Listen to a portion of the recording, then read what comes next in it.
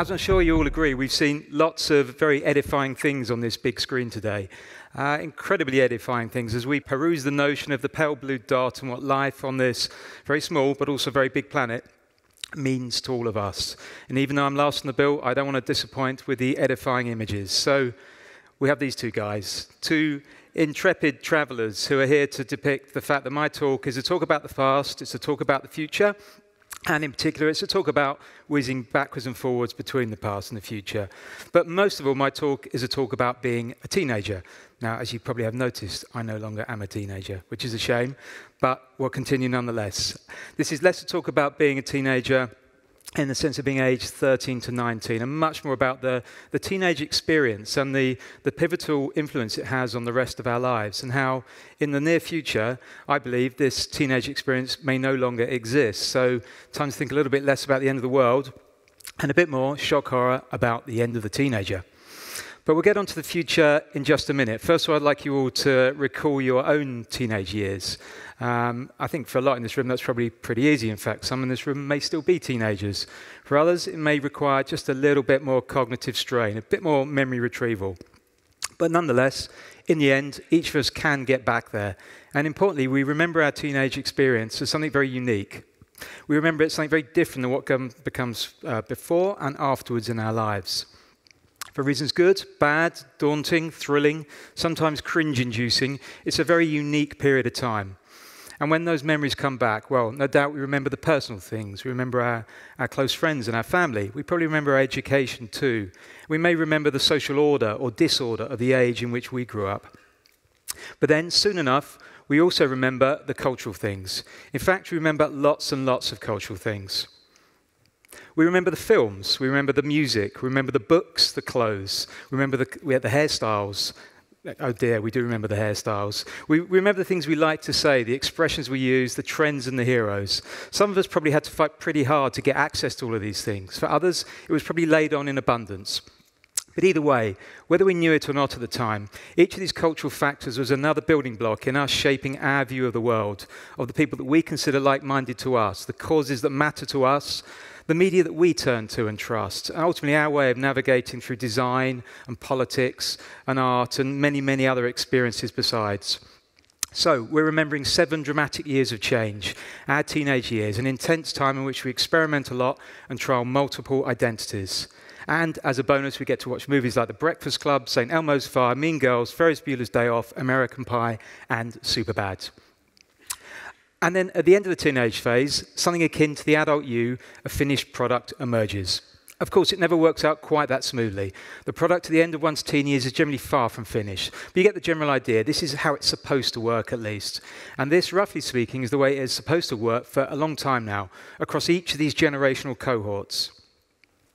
So we have the boomer generation, Generation X, Generation Y, and Generation Z. Now, this is not an exact science. Different people will point to different start and end times to each of these generations, but you get the general idea. It's a good enough way for us to start to explore differences between generations and how they respond to the world around them.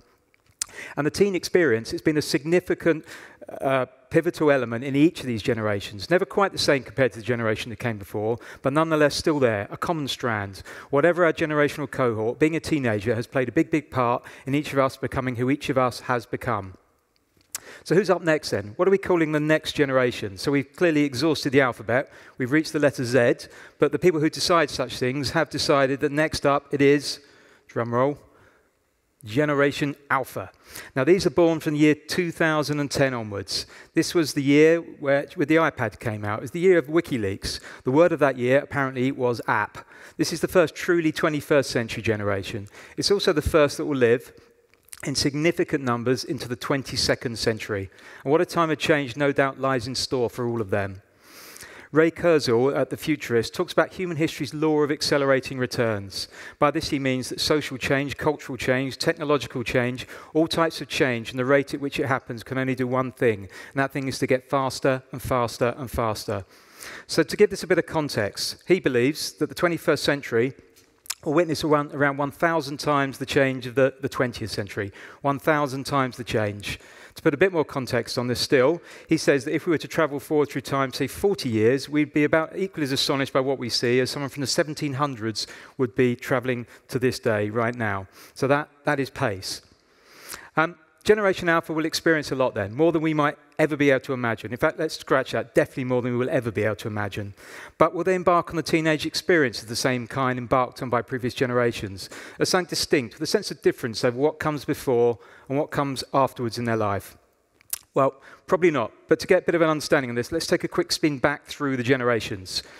So it's fairly hotly debated, but there's at least reasonable support for the notion that the teen experience, teen culture, as opposed to just being aged 13 to 19, first manifested itself in the early 20th century. This was a time when a period of education became compulsory or extended in many, many countries. So what this meant for the first time was that teens were spending a large amount of their time exclusively in the company of other teens. And when that happens, they get to create their own codes, their own behaviors, their own cultures. So something that was set up to encourage formal learning also encouraged all of those pesky subcultural things that the establishment came to treat with apprehension and fear around youth culture. Now, those subcultural things don't quite appear to be visible in that picture, but one assumes they're lurking somewhere nearby. The teen experience really got on a roll by the time of the boomer generation. Rock and roll, flower power, counterculture, these are the emblems which, whether we like it or not, all of youth culture since has been evaluated and judged against. And thereafter has followed an ever-increasing fragmentation of the experience. New tribes, new codes.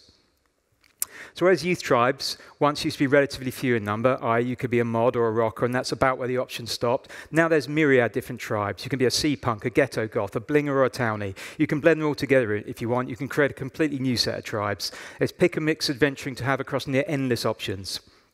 And from the 1990s onwards, the teen experience, youth culture, has been firmly in the sight of brands. It's become something to leverage, something to make money from. Brands have both taken ideas from youth culture and sold the dream of youth culture. The teen experience has gravitated from something to be treated with suspicion to something to be sold and sold hard. And then on to Gen Z, our youngest cohort this side of Generation Alpha. As mentioned earlier, there is now FOMO and FOBO, the fear of missing out, and its close friend, the fear of being offline. Both of these referring to the absolute essential nature of being super connected socially, culturally, at all times. So, it's been a pretty dramatic and highly eventful journey for the teenager over the last 100 years. The end result, the youth culture has, in many respects, become the culture. Now back to Generation Alpha and back to the future. So, 2023 is the year when they will first become teens. The first of this generation will become teens in that year. Will they notice this? Well, we're pretty sure they'll notice that they'll be 13 years old, but will they notice the teen experience as being something distinct for what comes first and after in their life? I don't think it will, and here's a few reasons why. Unless there's a dramatic change in societal norms between now and then, this is a generation that will gain access to more culture sooner than ever before. Digital means young people are starting to carve out individual tastes, their own profiles and identities way before their teens. And when the devices are wearable and the Internet of Things means that the information is embedded in new, currently undreamt of ways, that connection with culture and subculture will just come sooner and sooner still. The changes are physical too. Youth will become teens earlier. Evidence states that puberty in 1920 started at 14.6 years. Today, it's 10.5 years. Children are exposed to marketing concepts earlier than ever before. And just as compulsory education played a key role in forming the youth experience, teen culture, it will probably play a role in its demise as well.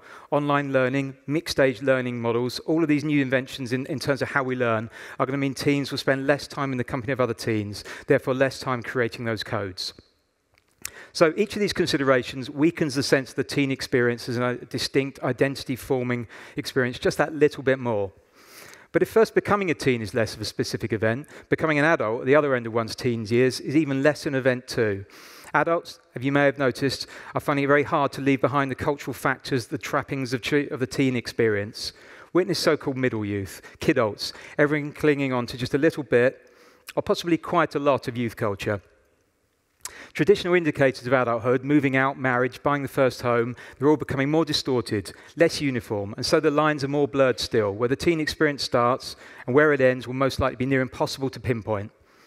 But does it really matter if the teen experience is no longer seen, as presently defined by psychologists, as a critical period of identity formation in which we overcome uncertainty and get a better sense of our strengths and our weaknesses? Does it actually matter? Well, it does matter, because what's indisputable is we will still need to get our identities from somewhere. We will still need identity. So, by the age of Generation Alpha, the mode, I believe, we're one of perpetual beta. So rather than thinking in terms of the finished adult emerging good to go, ready for the next stage of life at the end of one's teen years, perpetual beta will see a greater understanding that identity cannot be formed overnight, nor even in 7 teenage years.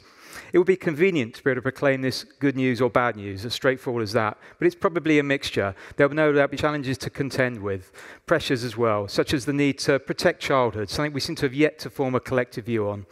But on the more positive side, there may be less of a perceived rush to form ourselves. Less stock held in the idea of the perfect adult, good to go, ever emerging. And seeing as that idea has proven itself pretty perpetually flawed for the last 100 years, that must be a good development.